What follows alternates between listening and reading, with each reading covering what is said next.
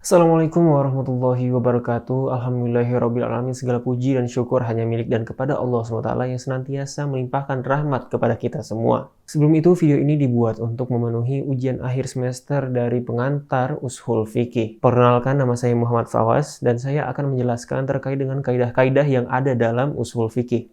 Di antaranya adalah kaidah amr dan nahi, kaidah am dan khos, kaidah mutlak dan muqayyad, dan juga kaidah mujmal dan mubayyan.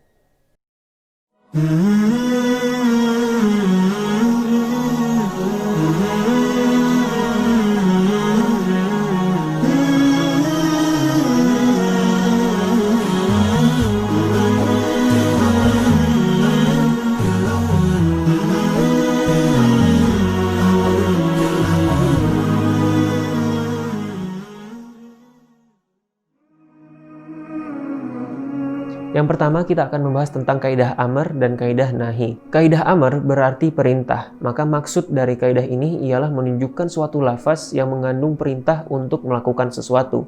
Kita ambil contoh di sini dalam surat Al-Baqarah ayat 183 yang berbunyi A'udzubillahiminasyaitonirrajim. Ya ayyuhalladzina amanu kutiba alaikumus siyamu kama kutiba alal ladzina min qablikum la'allakum tattaqun. Yang artinya, wahai orang-orang yang beriman, diwajibkan atas kamu berpuasa sebagaimana diwajibkan atas orang sebelum kamu agar kamu bertakwa. Dalam ayat ini kita temukan kata kutiba yang menunjukkan perintah untuk melakukan puasa. Dan dari katanya saja itu sudah berarti wajib. Dan kata kutiba kita temukan dalam bentuk fi'il madi yang berarti puasa ini sudah dilakukan oleh orang-orang pada zaman dahulu atau di masa lampau. Maka ditegaskan kembali untuk kita melakukan puasa sebagaimana orang-orang terdahulu sudah melakukan puasa. Selanjutnya adalah kaidah nahi. Kaidah nahi ini berarti larangan. Dan kaidah ini bermaksud untuk menunjukkan suatu lafaz yang bersifat melarang kita untuk melakukan suatu perbuatan atau termasuk perintah ya untuk menjauhi suatu perbuatan. Di sini kita ambil contoh dalam surat Al-Isra ayat 32 yang berbunyi وَلَا تَقْرَبُوا الزِّنَا إِنَّهُ كَانَ فَاحِشَةً wasa'a sabila, yang artinya, dan janganlah kamu mendekati zina, sesungguhnya zina itu adalah perbuatan yang keji dan suatu jalan yang buruk. Dalam ayat ini kita temukan pelarangan dalam mendekati zina, apalagi melakukan perbuatannya. Dan di sini kita temukan huruf la al-nahiyah atau la yang bermaksud untuk menegaskan pelarangan dari suatu perbuatan. Selanjutnya kita akan membahas tentang kaidah am dan kaidah khos. Kaidah am berarti umum atau merata. Maksud dari kaidah ini untuk menunjukkan suatu lafaz yang memiliki pengertian secara umum. Kita ambil contoh dalam surat An-Nisa ayat pertama. Ya ayyuhan nasu ittaqu rabbakumul ladzi khalaqakum min nafsin wahidah, dan seterusnya. Yang artinya, wahai sekalian manusia, bertakwalah kepada Tuhanmu yang telah menciptakanmu dari diri yang satu, atau yang dimaksud dari manusia yang pertama yakni Adam alaihi salam.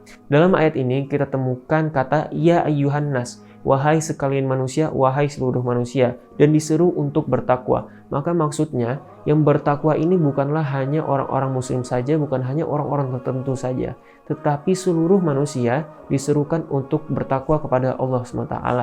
Dan dalam ayat ini kita dapat simpulkan bahwa dalil ini termasuk dalam kaidah am yang menyeluruh atau kaidah am yang syumuli. Adapun kaidah khos, maksudnya ialah menunjukkan suatu pengkhususan dari pengertian suatu lafaz. Kita ambil contoh dari surat Al-Asr. Wal 'asr innal insana lafi khusr illal ladzina amanu wa 'amilus sholihat, dan seterusnya. Yang artinya, demi masa sesungguhnya manusia berada dalam kerugian kecuali orang-orang yang beriman dan orang-orang yang mengerjakan amal soleh. Dalam surat ini dapat kita pahami bahwa ada pengecualian dalam pengertian manusia yang berada dalam kerugian. Dijelaskan dalam ayat selanjutnya, illal ladzina amanu wa amilus solihat, kecuali orang-orang yang beriman dan orang-orang yang mengerjakan amal soleh. Berarti orang-orang yang beriman dan mengerjakan amal soleh tidak termasuk dalam pengertian dari manusia yang berada dalam kerugian. Dan selanjutnya kita akan membahas tentang kaidah mutlak dan kaidah muqayyad. Kaidah mutlak maksudnya ialah kaidah yang menunjukkan suatu lafaz dengan pengertian yang tidak diikat dengan lafaz lainnya. Kita ambil contoh dalam surat Al-Maidah ayat ketiga. Hurrimat alaikumul maitatu waddamu wa lahmul hinziri wa ma uhilla li ghairillahi bih, dan seterusnya. Yang artinya diharamkan bagimu memakan bangkai, darah, dan daging babi, dan juga hewan yang tidak disembelih dengan nama Allah, dan seterusnya. Dalam ayat ini kita ambil kata dam, diharamkan untuk memakan darah atau dam. Di sini dam tidak dikaitkan dengan hal yang lainnya. Kalau tadi lahmul hinzir itu adalah daging dan juga babi, tetapi dam ini sampai kata dam aja, maka yang diharamkan adalah dam. Ayat ini juga bersinggungan dengan kaidah al-muqayyad. Namun sebelumnya, kaidah muqayyad itu ialah kaidah yang menunjukkan suatu lafaz yang memiliki pengertian yang mengikat atau memiliki qayyid atau batasan. Dan contoh dalil dalam kaidah ini ialah surat Al-An'am ayat 145. Qul la ajidu fima uhiya ilayya muharraman ala ta'amin yat'amuhu illa an yakuna maitatan aw daman masfuhan aw lahma khinzir. Dan arti dari ayat ini ialah, katakanlah, tidak kudapati di dalam apa yang diwahyukan kepadaku sesuatu yang diharamkan memakannya bagi yang ingin memakannya kecuali daging hewan yang mati atau bangkai, darah yang mengalir, dan daging babi, dan seterusnya. Dalam ayat ini kita temukan damam masfuhan, yaitu darah yang mengalir. Sebelumnya juga telah dijelaskan dalam kaidah mutlak bahwa ada pengharaman untuk memakan darah dalam surat Al-Maidah ayat ketiga. Tetapi di surat Al-An'am ayat 145 ada tambahan darah yang mengalir. Maka bagaimana hukumnya seperti ini? Dalam kaidah mutlak dan muqayyad, apabila terjadi sebuah persamaan antara kaidah mutlak dan kaidah muqayyad, maka hukum kaidah mutlak ditarik atau diberikan kepada kaidah muqayyad. Jadi yang diharamkan sebenarnya bukan darah, tetapi adalah darah yang mengalir. Dan yang terakhir kita akan membahas tentang kaidah mujmal dan kaidah mubayyan. Kaidah mujmal itu ialah kaidah yang global dan tidak terperinci. Jadi maksudnya ialah kaidah yang menunjukkan suatu lafaz yang masih memiliki pengertian yang tidak terperinci atau maksud dari kata yang tidak terperinci. Dan contoh dalil dari kaidah ini ialah surat Al-Baqarah ayat 110 yang berbunyi wa aqimus sholata wa atuz zakah, yang artinya dan laksanakan sholat dan tunaikanlah zakat.